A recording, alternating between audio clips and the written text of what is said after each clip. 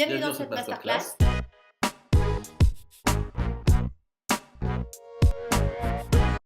Alors, deuxième partie, après tout peut s'apprendre en 20 heures, la pensée circulaire. Maintenant que vous avez réalisé que c'était possible de tout apprendre en 20 heures, il ne vous reste plus qu'à choisir en fonction de votre scénario de vie idéal ce que vous voulez apprendre ou améliorer dans votre quotidien. Que cela vous apporte du sens et du plaisir, donc du bonheur. Du sens et du plaisir maintenant et donc pour plus tard. Sachant que l'émotion est un moteur et l'affect est notre carburant.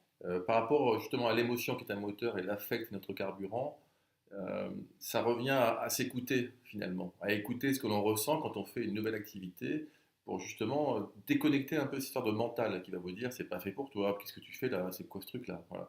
Et plutôt écouter vos émotions parce qu'on sait très bien quand on a cette montée d'adrénaline quand on fait quelque chose, on le sent que ça nous, on a les, voilà, On a les poils. on a les, on a les poils, on a les frissons, voilà. Donc quelque part, cette histoire d'émotion qui est un moteur et l'affect est notre carburant, que justement vous écoutiez et que vous écoutiez votre corps. On en rigole quelquefois en disant c'est pas que notre moyen de transport qui supporte notre tête. Là, c'est la conférence de Ken Robinson sur TEDx, qui a beaucoup d'humour à ce sujet-là sur les intellectuels.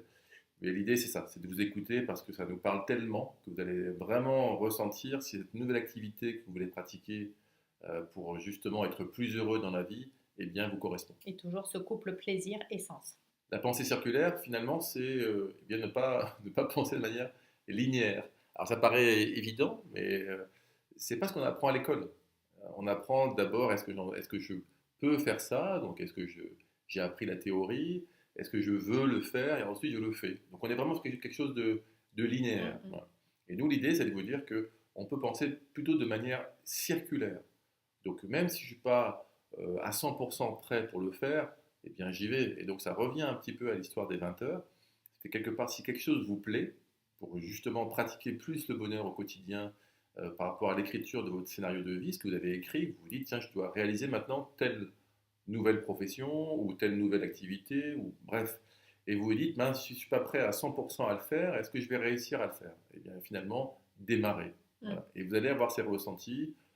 Et puis quelque part, vous pourrez justement recommencer, et donc cette manière circulaire plutôt que linéaire. On a une petite phrase qu'on dit souvent, des fois quand on n'ose pas faire les choses, c'est en anglais, mais c'est fake it until you make it. Donc c'est vraiment faites semblant avant de le faire vraiment. Voilà, et c'est finalement en essayant qu'on arrive à le faire. Si vous ne connaissez pas tout en théorie, vous pouvez quand même commencer à agir. Voilà. Rappelez-vous les 20-80, la loi de Pareto. C'est bien, donc avec les fondamentaux, je peux faire 80% de la nouvelle activité en question. Alors cela ne correspond pas à nos critères habituels d'apprentissage, ça c'est sûr. Notamment à l'école, et a priori ça a guère changé vu les dernières réunions d'orientation auxquelles on a participé pour nos enfants, au collège ou au lycée. Alors heureusement, désormais, il existe des possibilités incroyables d'apprendre et de se former, grâce notamment aux MOOC gratuits. Alors les MOOC, juste pour préciser, c'est les Massive Open Online Courses. Donc, c'est des cours gratuits en ligne, en fait. Il y a des blogs, un nombre de blogs incroyables pour apprendre tout maintenant. Apprendre la photo, apprendre le saxo, apprendre, voilà. Et évidemment, les tutos sur YouTube, les masterclass en ligne, des écoles gratuites comme l'école 42 à Paris, la Khan Academy, quelqu'un qui avait démarré avec des cours de mathématiques, il me semble.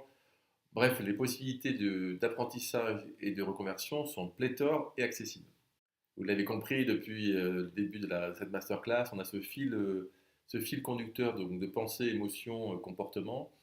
On a abordé juste avant le fait que l'émotion est un moteur, donc on le voit bien, hein, il faut d'abord travailler ses pensées et forcément le moteur généré par nos émotions va influencer votre comportement. Mais nous ne sommes pas obligés de maîtriser nos pensées en premier, parce que c'est quand même un sacré travail. Même si au niveau de la masterclass, on vous a dit que c'était la base, oui.